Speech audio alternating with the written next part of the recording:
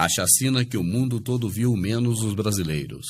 Genocídio no Brasil, campo de concentração em Minas Gerais. Aquela que depois se tornaria o grande ícone da imprensa no Brasil, dá um show de desinformação.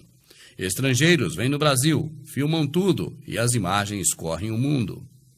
A imprensa brasileira estrategicamente acusa covardemente garimpeiros brasileiros da chacina, mobilizando a opinião pública mundial contra o Brasil. A justiça brasileira investiga e um mês depois descobre que a culpa são de empresas como Arruda e Junqueira, empresas terceirizadas por Nelson Rockefeller e pela CIA para o extermínio generalizado de centenas de tribos que viviam em regiões de interesse de mineradoras internacionais.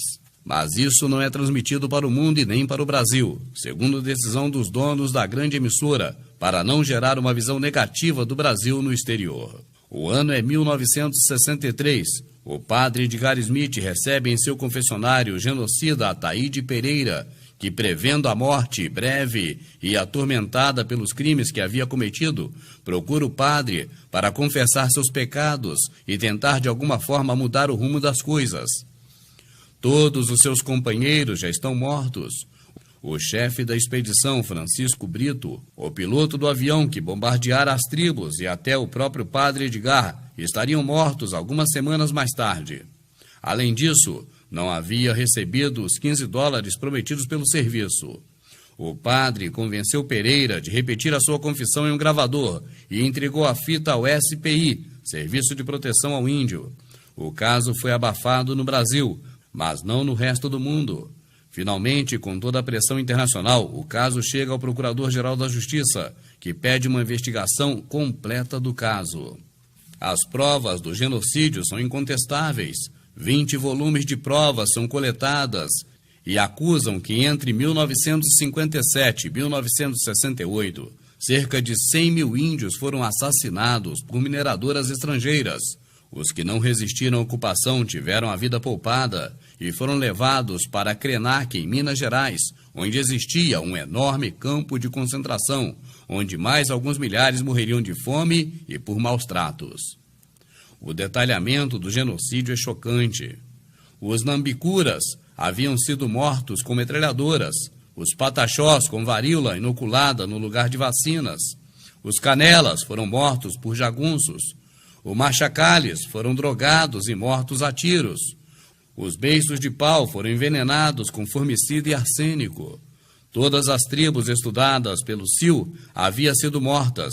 O Instituto Summer de Linguística aprendia a língua das tribos o suficiente para dar alternativa aos índios, ou eles fugiam para o campo de Krenak ou morriam.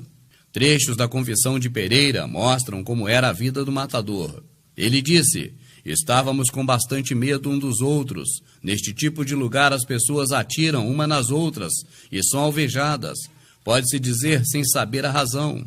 Quando abrem um buraco em você, eles têm mania de enfiar uma flecha na ferida para colocar a culpa nos índios." As próximas vítimas eram os Cintas Largas, uma pequena tribo indígena da Amazônia brasileira que havia cometido o erro de se instalar sobre uma mina de nióbio e se recusava a sair. O depoimento de Pereira da chacina dos Cintas Largas mostra como era o cotidiano desses matadores. Ele diz: "Após metralhar toda a tribo, havia sobrado somente uma jovem menina e uma criança que chorava abraçada à menina no centro da aldeia. Os matadores pedem pela vida da menina, alegando que pode ser usada para prostituição. Chico atravessou a cabeça da criança com um tiro. Ele parecia descontrolado, ficamos muito assustados. Ele amarrou a garota índia da cabeça para baixo em uma árvore, as pernas separadas, e a rasgou no meio com um facão, quase com um único golpe. A aldeia parecia um matadouro. Ele se acalmou depois de cortar a mulher e nos disse para queimar as cabanas, jogar os corpos no rio.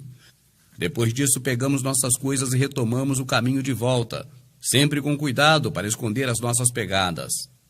Mal sabia que um dia a pegada a ser apagada seria ele. No fim foi provado que o SPI estava diretamente envolvido nas chacinas com a distribuição de roupas contaminadas por varíolas, alimentos envenenados, crianças escravizadas, mulheres prostituídas e muito mais.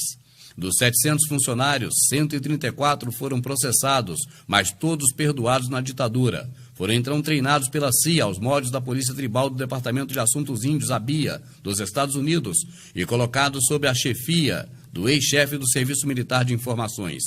Assim, por mais alguns anos, a FUNAI adotou a política de arrendar terras indígenas para as empresas mineradoras, encaminhando os índios para morrerem em Krenak. Os militares do Ministério do Interior cooperavam com agências americanas de pesquisa geológica, mapeando a Amazônia. Isso está relatado em trechos do livro Seja Feita a Vossa Vontade, de Gerard Kolbe. A maior rede de TV do Brasil, a Globo, é uma ferramenta criada pela CIA para esconder a Operação Brother Sun e a extração de nióbio do Brasil. Através de Nelson Rockefeller, a CIA compra a empresa CBMM do falecido amigo e sócio Walter Moreira Salles. E assim o nióbio de Araxá vai praticamente de graça para as empresas internacionais. Quando Getúlio Vargas descobre e tenta interromper esse processo, ele é deposto no golpe militar que leva à sua morte. Quando Jango descobre, caça a empresa Rana Mineradora e anuncia reformas de base, ele também morre. Em todos estes momentos, Moreira Salles estava presente. A chacina que o mundo todo viu, menos os brasileiros. Genocídio no Brasil, campo de concentração em Minas Gerais. Aquela que depois se tornaria o grande ícone da imprensa no Brasil, dá um show de desinformação. Estrangeiros vêm no Brasil, filmam tudo e as imagens correm o mundo. A imprensa brasileira estrategicamente acusa covardemente garimpeiros brasileiros da chacina, mobilizando a opinião pública mundial contra o Brasil. A justiça brasileira investiga e um mês depois descobre que a culpa são de empresas como Arruda e Junqueira, empresas terceirizadas por Nelson Rockefeller e pela CIA para o extermínio generalizado de centenas de tribos que viviam em regiões de interesse de mineradoras internacionais. Mas isso não é transmitido para o mundo e nem para o Brasil, segundo decisão dos donos da grande emissora, para não gerar uma visão negativa do Brasil no exterior. O ano é 1963. O padre Edgar Smith recebe em seu confessionário o genocida Ataíde Pereira, que, prevendo a morte breve e atormentada pelos crimes que havia cometido, procura o padre para confessar seus pecados e tentar de alguma forma mudar o rumo das coisas. Todos os seus companheiros já estão mortos. O chefe da expedição, Francisco Brito, o piloto do avião que bombardeara as tribos e até o próprio padre Edgar estariam mortos algumas semanas mais tarde. Além disso, não havia recebido os $15 prometidos pelo serviço. O padre convenceu Pereira de repetir a sua confissão em um gravador e entregou a fita ao SPI, Serviço de Proteção ao Índio. O caso foi abafado no Brasil, mas não no resto do mundo. Finalmente, com toda a pressão internacional, o caso chega ao Procurador-Geral da Justiça, que pede uma investigação completa do caso. As provas do genocídio são incontestáveis. 20 volumes de provas são coletadas e acusam que entre 1957 e 1968, cerca de 100 mil índios foram assassinados por mineradoras estrangeiras. Os que não resistiram à ocupação tiveram a vida poupada e foram levados para Krenak, em Minas Gerais, onde existia um enorme campo de concentração, onde mais alguns milhares morreriam de fome e por maus tratos. O detalhamento do genocídio é chocante. Os nambicuras haviam sido mortos com metralhadoras, os pataxós com varíola inoculada no lugar de vacinas, os canelas foram mortos por jagunços, os machacales foram drogados e mortos a tiros, os beiços de pau foram envenenados com formicida e arsênico. Todas as tribos estudadas pelo CIL haviam sido mortas. O Instituto Summer de Linguística aprendia a língua das tribos o suficiente para dar alternativa aos índios, ou eles fugiam para o campo de Krenak ou morriam. Trechos da confissão de Pereira mostram como era a vida do matador. Ele disse: "Estávamos com bastante medo um dos outros. Neste tipo de lugar as pessoas atiram uma nas outras e são alvejadas, pode-se dizer sem saber a razão. Quando abrem um buraco em você, eles têm mania de enfiar uma flecha na ferida para colocar a culpa nos índios." As próximas vítimas eram os Cintas Largas, uma pequena tribo indígena da Amazônia brasileira que havia cometido o erro de se instalar sobre uma mina de nióbio e se recusava a sair. O depoimento de Pereira da chacina dos Cintas Largas mostra como era o cotidiano desses matadores. Ele diz: Após metralhar toda a tribo, havia sobrado somente uma jovem menina e uma criança que chorava abraçada à menina no centro da aldeia. Os matadores pedem pela vida da menina, alegando que pode ser usada para prostituição. Chico atravessou a cabeça da criança com um tiro. Ele parecia descontrolado, ficamos muito assustados. Ele amarrou a garota índia da cabeça para baixo em uma árvore, as pernas separadas, e a rasgou no meio com um facão, quase com um único golpe. A aldeia parecia um matadouro.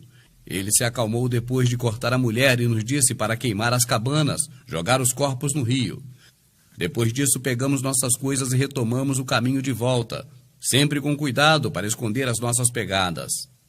Mal sabia que um dia a pegada a ser apagada seria ele. No fim, foi provado que o SPI estava diretamente envolvido nas chacinas com a distribuição de roupas contaminadas por varíolas, alimentos envenenados, crianças escravizadas, mulheres prostituídas e muito mais.